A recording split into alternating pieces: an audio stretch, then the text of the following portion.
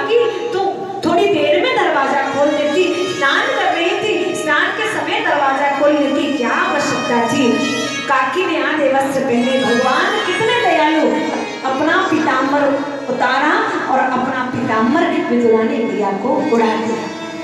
शंकर की शरण में पहुंचे, जाकर उनसे निवेदन करने लगे, प्रभु यज्ञ ऐसे बीच में रह जाए ये ठीक बात नहीं है, कुछ काम करो, कोई आप जैसे कहोगे। भगवान शंकर ने कहा, जब सबको हिस्से दिए गए थे तब सोचा था कि हमारा भी हिस्सा आप दक्ष प्रजापति से कह के रखवा लो, नहीं किया ना।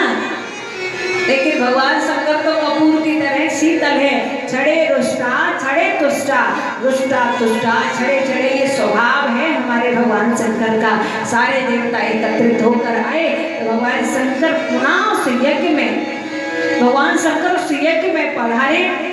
दक्ष प्रजापति को जो श्राप दिया था नंदी ने कि बकरे का मुख लग जाए, आज पुनः यजमान को बकरे का मुख लगाकर जीवित किया गया और पूरे यज्ञ को बड़े ही ठीक ढंग से भगवान शंकर के साथ संपन्न कराया गया। बोलिए शंकर भगवान की। रामलाल गौशाला एवं वृद्धाश्रम कैलाश मंदिर सिकंदरा आगरा में पितृपक्ष के पावन पर्व पर आयोजित श्रीमद् भगवत कथा ज्ञान यज्ञ के तीसरे दिन मंगलवार को कथा व्यास पंडित गरिमा किशोरी जी ने कहा कि मनुष्य का क्या कर्तव्य है, इसका बोध भागवत सुनकर ही होता है। विडंबना यह है कि मृत्यु निश्चित होने के बाद भी हम उसे स्वीकार नहीं करते हैं।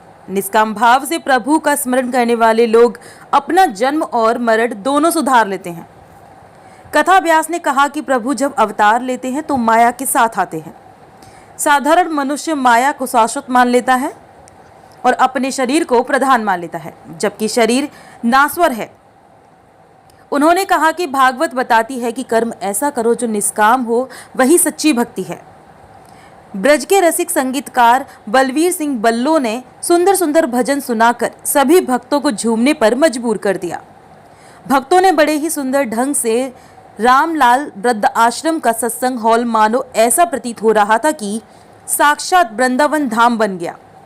इस अवसर पर पंडित कमलकांत पचौरी ने विधिवत पूजा अर्चना कराई।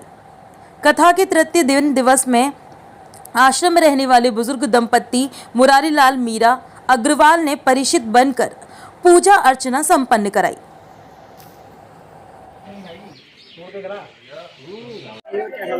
बहुत अच्छा लग रहा है, बहुत आनंद आ रहा, यहाँ मन भी नहीं करता उठना।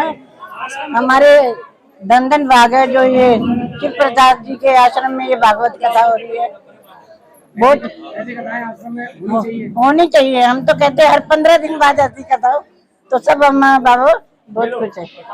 इतने उनके लिए तो बस शब्द ही नहीं, धन्यवाद के लिए हमारे पास।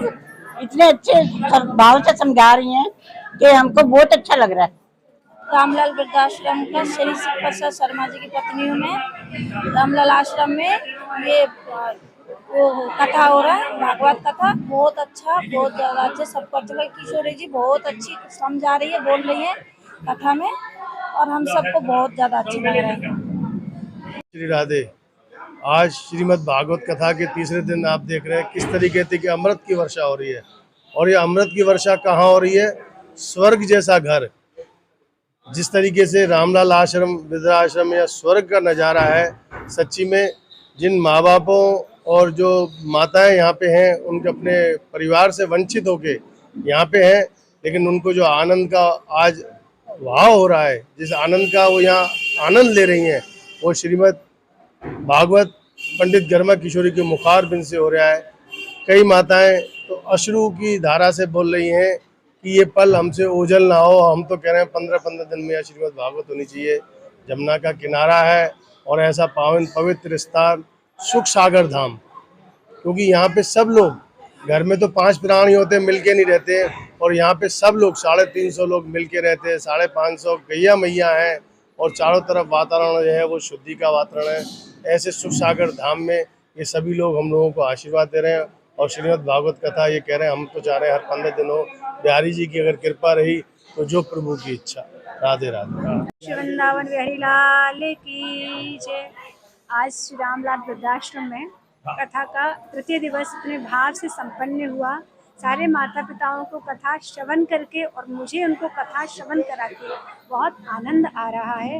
और वैसे भी ठाकुर जी की कथा में तो सबको आनंद आता ही आता है, लेकिन देखिए यहाँ पर यमुना जी का किनारा, पीछे गौशाला और ऊपर से ये रामलाल वृद्धाश्रम, जहाँ पर हजारों की संख्या में माता पिता रहते हैं, तो ये बहुत बड़ी बात है।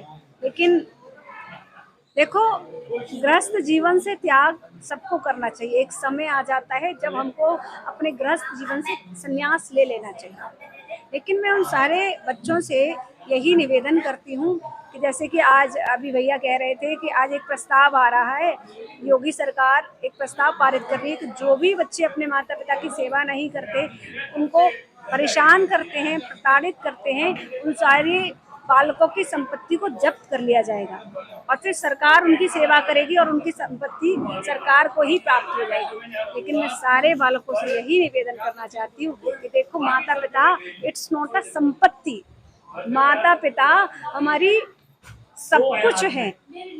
इसलिए जो हमको इस दुनिया में लाए हैं, जिनकी वजह से हम इस दुनिया में आए हैं, उनका हमको बहुत हर समय हर पल धन्यवाद करते रहना चाहिए और हर समय उनकी सेवा करनी चाहिए। इन्हीं शब्दों के साथ मैं अपनी वाणी को विराम देती हूँ। राधे राधे, जय श्री राम।